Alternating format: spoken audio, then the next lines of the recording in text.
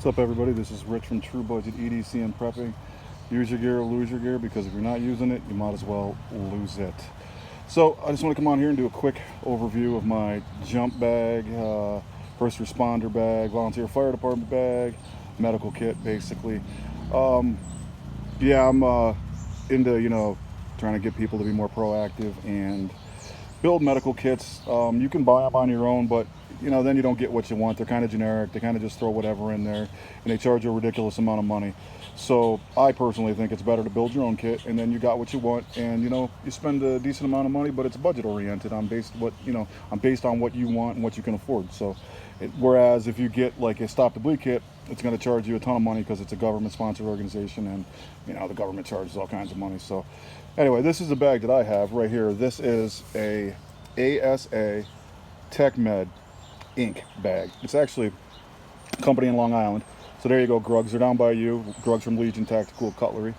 It's in Deer Park, New York, actually. So they have an eBay store and they have an actual website. But on their eBay store, they have these bags, and there's multiple colors. There's like orange. I got the blue. I think there's a lavender. There's a few other colors. So these are pretty decent bags. You can check them out. Like I said, they're about 25 bucks, I think. So, I mean, it's pretty decent. It got to me fast because I'm in Massachusetts, New England, and I'm not really all that far from New York. So their shipping's pretty decent. But this is basically, your regular basic EMS bag. Seriously. It's got the Star of Life on it, which is reflective. It has this reflective strip that goes all the way around. So, if it's nighttime, you shine a light on it, you're definitely going to see this. It's going to be visible. So that's good. This is also high vis, like I said. It has these two external side pockets, one on each side here.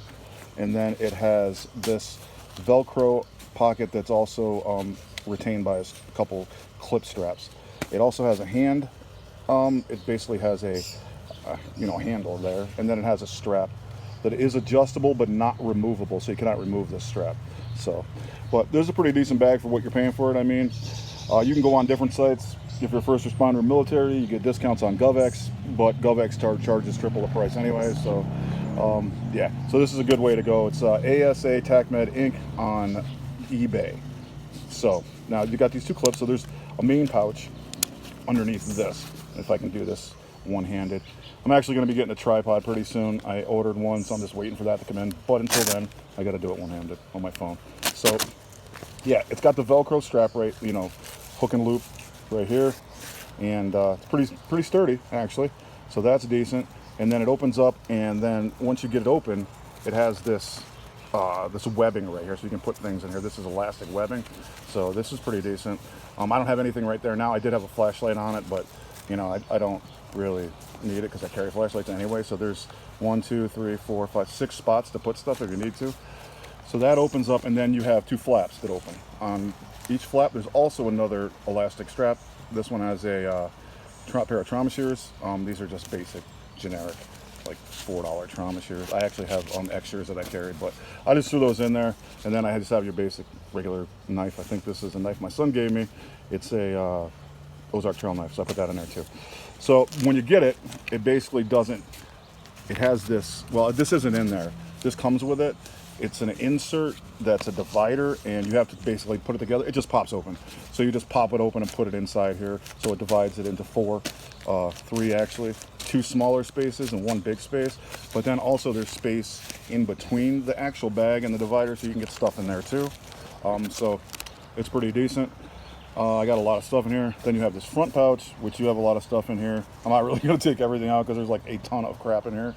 So, yeah, there's so much stuff in here, it's out of control. So, yeah, so in here, basically, you just put, stuff you want to get out really fast. I have a stethoscope in there for taking vitals. I have some glucose gel for people that are, hypoglycemic, stuff like that. Got some gauze, got some generic, bleeding control spray. Got some iodine swabs in here. I got a bunch of stuff in there. And then you have your, like I said, you can get stuff inside here, which is awesome. So I have some lidocaine patches in here. I mean, these are mostly for me or people I know, because I can't really put lidocaine patches on people as a first responder. It's out of my scope, but whatever, I have them. And then over here I have let's see, we got some chest seals, hyphen vents, vented chest seals. Also got some wound seal kit, which is basically you can use it as a chest seal by H&H. It also says you can use it to just cover basic wounds, so if you want to pause and check that out, that's some other things you can do with it. I've never used it for anything other than, you know, what its intended purpose was, like for a chest seal or something, but hey, it says you can stop bleeding with it. I've never tried it, but whatever. Then I have, like, you know, some compression band, a bunch of bleed stop stuff, compression bandage 6-inch, really compression bandage 4-inch. This is my, what do you call it, Tourniquet. It's a soft TW, so this is a windlass generation 4 soft T. I have it vacuum sealed and rubber banded, not because it's sterile, but to keep it clean. That's about it. This is a Slishman pressure wrap that I have, so that's another, you know, compression bandage tourniquet. This is a cravat triangular bandage, so put that in there. That can also be used as a tourniquet if needed to be done. I also have H&H Medical TK4L, so this is another compression strap by H&H. So H&H makes a lot of good stuff, so check those guys out. They got a lot of stuff on rescueessentials.com. They also have their website, but it seems to me like their stuff is less expensive on Rescue Essentials, so check that out. But like I said, yeah, I'm not trying to like literally pull everything out, but this is a suture kit, but as a first responder, if I'm sewing you up, you're in effing trouble. Seriously. But I have one, just whatever. This is your basic Booboo Kit. In case I go somewhere and somebody just needs a Band-Aid, you know, there you go. I got that. Got a little cold pack in there, and this is from Walmart. I think it costs like $6, so check those out. These are awesome to carry with your kit. I got another bleed control. This is a Dyna stopper. I vacuum sealed this one, and I cut into it so I can just pull it open. I made it easy access, but I don't like the packaging for this one. It says that it's sterile until open, but it's kind of weak, the packaging. So I have a Vac Sealer that I use for everything, obviously, right? I use it for you know, basically jerky and dehydrating stuff, but I also use it for stuff that I don't like the packaging for. So it's vacuum sealed. I have some compressed gauze in here by H&H Medical.